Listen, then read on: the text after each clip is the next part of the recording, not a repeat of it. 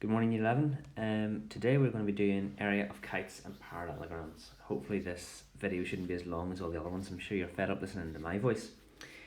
Okay, so we're going to start off with area of a kite. Now the area of a kite is dead easy. It's sort of just like a triangle, okay?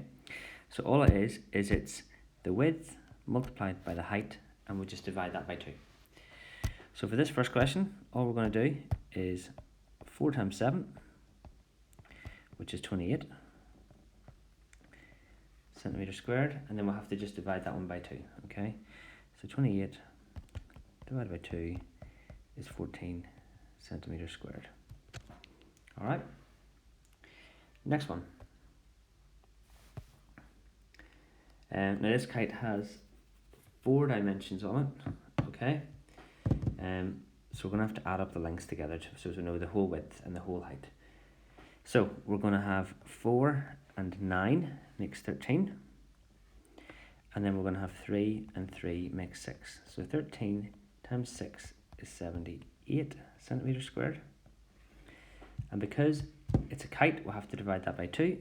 So 78 divided by 2 is 39 centimeters squared.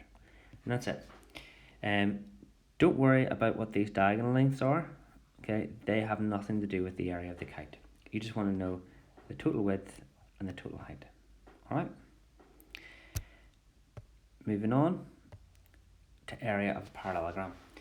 I often think of the area of a parallelogram as exactly the same as the area of a rectangle or a square, okay, which is just the length of the base multiplied by the vertical height, okay? Again, we don't worry about these diagonal slanty lines. So just the base times the height. Now for this question, that is just 15 multiplied by 8, which is 120 centimeters squared.